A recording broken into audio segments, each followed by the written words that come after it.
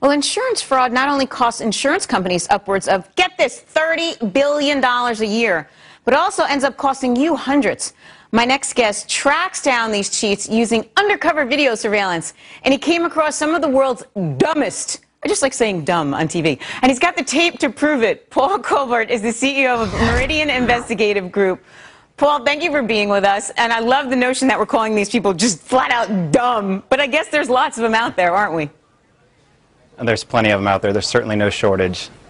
Okay, so what is it that they're doing that's so dumb?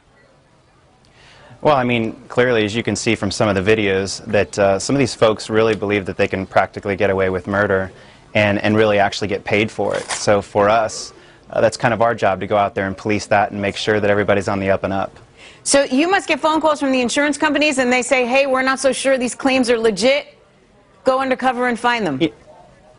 You know, sometimes it comes from the insurance carrier. Sometimes it comes from the nosy neighbor down the street that knows everything about you and your family. So it really just depends. Sometimes it comes from various sources. So now there's a difference apparently between soft and hard fraud. Correct. What is it? All right, to educate, it's basically the hard fraud is obviously more deliberate. These are the staged accidents. These are the folks that are basically creating slip and fall accidents inside your local grocery store. These are also the people staging automobile accidents.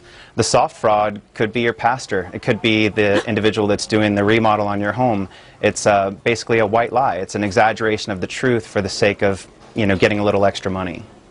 My pastor, say it isn't so. All right, so you brought some great video with you, and one of the first cases is Eddie and his pickup truck. Tell us about this. And the investigator was able to document him for over an hour while he decided to work on his pickup truck after it stalled in front of the investigator. Wait, so he said that his back, ankle, and heel were all messed up, and meanwhile he gets caught actually pushing his truck.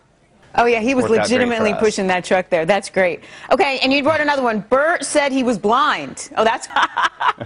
But you made an interesting point, that the attorneys have to be on page with this. So somehow or another, the attorneys are lying, too. Do they... does anything happen to the attorney as well? No, and you know, a lot of times what will happen at mediation when we finally bring this videotape documentation forward, a lot of times plaintiff counsel will actually walk from the file just for the sake of their name. So they'll take it as far as they can, you know, for that 38 to 40% that they could potentially walk with over the settlement. And then they leave their clients hanging. Okay, and this is our favorite, the horse enthusiast Kathy. What's her story? And they're like, this is our girl, and clearly you can see she runs around and makes... I'm just going to say the biggest thing about this is all these people are saying that they're non-productive. They cannot perform their job duties, and meanwhile we're footing the bill for that. Right. Well, I was just going to ask you, is the economy part of the reason that people are pushed to do this? Many of these people are laid off, they have no money, or they're about to lose their jobs, so why not score workers' comp before I get fired?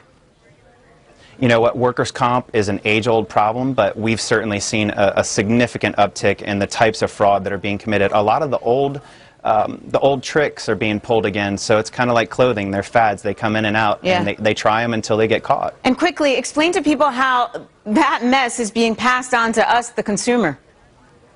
Really quickly, it's about $950 per person, per household, per year. That equates to about $80 a month that you should have a line item on your list for the week of bills. It should say fraud, and it's $80 a month. $80 a month because she rode a horse and claimed she was sick? That's right. Paul, you got to go get these people. Go get out there and investigate. We are getting them. We're getting them one at a time. One at a time. Paul Colbert at Meridian Investigative Group. Call him if you think you got fraud in your neighborhood. Thanks, Paul. Thank you.